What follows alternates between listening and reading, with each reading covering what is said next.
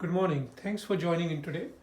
Today I'm going to talk about conditions in which children are born with abnormal kidneys. There is a condition or group of conditions called congenital abnormalities of kidneys and urinary tract. In short, CAKUT. These are the group of abnormalities with which children are born with which affect our urinary tract. So what is the difference between urinary tract and kidneys? So those, I have drawn the kidneys over there. From the kidneys come out the tubes that take the urine from the kidneys. They are called the ureters. They come and join our bladder, which is the urinary bladder. The urine collects in there before we have the desire to go to the toilet, and it passes out of the tube from the bottom end called the urethra. So urinary tract is anywhere from the kidneys to the end of the urethra. Today, my focus is only on the kidneys and the ureter. These congenital abnormalities can be further divided into syndromic and non-syndromic. I'm not going to go into depth and details difference between the two. The main difference is in syndromic, other associated congenital abnormalities. So congenital means the conditions that we humans are born with. So syndromic means that congenital abnormalities in the kidney and urinary tract are associated with other abnormalities in the body, like the lungs or the heart or the intestine, or some patients have diabetes with it. And this happens because there is a problem with our genes. As you know from my previous videos and from your own knowledge, the genes are the main thing that control everything in our body, the way our body forms, the way our body develops. Non-syndromic CAKUT are the ones in which other organs in our body are not affected. Only kidneys and the urinary tract is affected.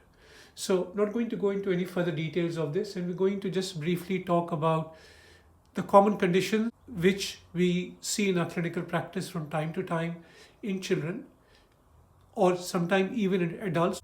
Although these conditions adults are born with, but they do not become apparent until later on in life. So I have drawn a few congenital abnormalities of the kidneys and the ureter. So some infants might be born with one normal kidney and one very small kidney. They might be born with two very small kidneys.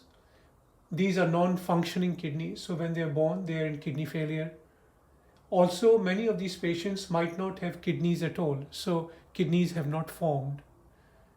These children usually have syndromic condition, which means other organs in the body are badly affected as well. So their lungs might be grossly abnormal, their rectum might be very abnormal, their heart might be very abnormal, and most of these children are stillborn. Some children can be born with two ureters, so two tubes going out of the kidney. Kidney is usually normal. Some people are born with fused kidneys at the bottom, which is called a horseshoe-shaped kidney. Again, a very common condition. Some infants are born with multiple fluid-filled spaces in the kidney, or cystic disease of the kidney.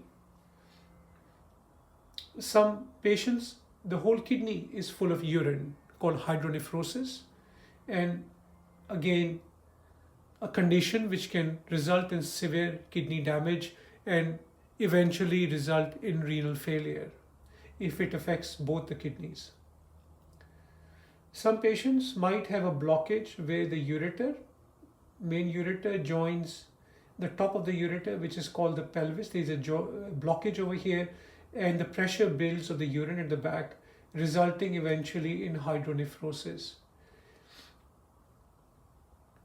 In some children, they are born with very loose valve at the bottom end of the ureter, so the urine comes up, constantly keeps coming up. Whenever the bladder fills up with urine, the urine starts coming up the ureter and goes into the kidney and damages the kidney.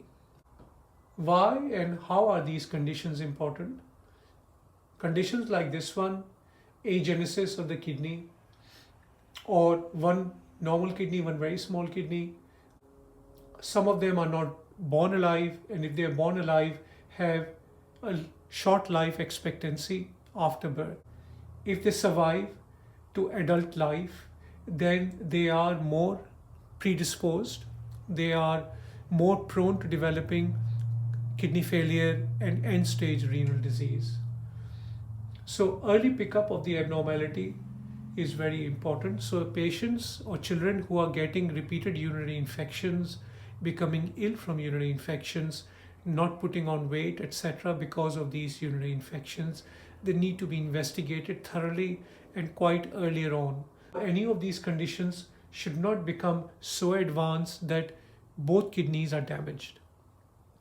Some of these conditions only affect one kidney, some of them affects both kidneys. Obviously, patients who have both kidneys who are diseased, they are more predisposed to developing end-stage renal disease or renal failure. This was just a short video to explain congenital abnormalities of the kidneys and the ureters. In one of my future videos, when I'm talking about the urinary bladder and the urethra, I'm going to tell you about the congenital condition that affects our urinary bladder and also the urethra. In the next few videos, we are going to focus on different common diseases that can affect our kidneys.